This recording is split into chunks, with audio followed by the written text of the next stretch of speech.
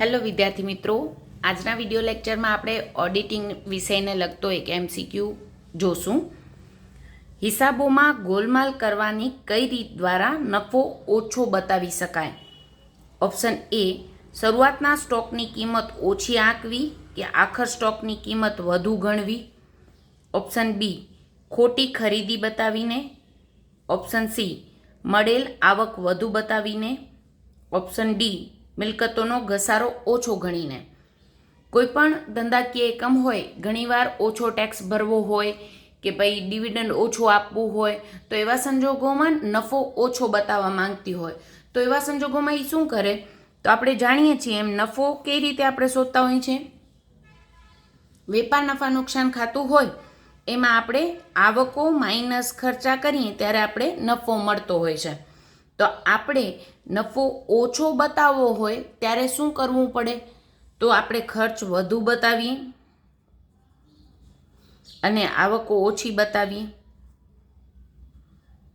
એટલે કે જમા સાઈડની વિગતો ઓછી આવે અને ઉધાર સાઈડની વિગતો વધુ આવે ત્યારે આપણે નફો ઘટતો હોય છે. બરાબર છે? તો આવા સંજોગોમાં આપણે ઓપ્શન જોઈએ તો આપણે ખબર પડી જશે. ઓપ્શન પહેલામાં કીધું છે શરૂઆતના સ્ટોકની કિંમત ઓછી ગણવી અને આખો સ્ટોકની કિંમત વધુ ગણવી. તો આમાં શું થયું? શરૂઆતનો સ્ટોક ઓછો ગણવો તો આપણે ઓછો ગણીએ અને આખર સ્ટોક આપણે જમા બાજુ નોંધતા હોઈએ છીએ, એ વિગત વધુ ગણીએ તો એવા સંજોગોમાં તો આપણો નફો વધુ આવશે. આપણે પૂછ્યું શું છે? ગોલમાલ કરવાની કઈ રીતમાં નફો ઓછો બતાવી શકાય? એટલે ઓપ્શન એ આપણો જવાબ ન હોઈ શકે. ઓપ્શન બીમાં કીધું છે ખોટી ખરીદી બતાવીને. એટલે કે ઘણીવાર ખરીદી થઈ ન હોય અને આપણે એવું વાઉચર ઊભું કરીને વધુ ખરીદી બતાવીએ, તો આવા સંજોગોમાં આપણે ખરીદી આપણે કઈ સાઈડ લખતા હોઈએ છીએ? વેપાર ખાતામાં ઉધાર બાજુ. ખર્ચ વધુ બતાવવાથી, ખર્ચ સાઈડ વધુ બતાવવાથી આપણો નફો ઘટે છે. એટલે ઓપ્શન બી આપણો રાઈટ આન્સર છે. પણ ઓપ્શન સી અને ડી પણ સાથે જોઈ લો.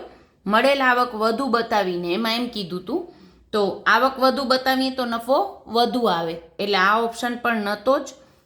ઓપ્શન ડીમાં કીધું હતું મિલકતોનો ઘસારો ઓછો ગણીને.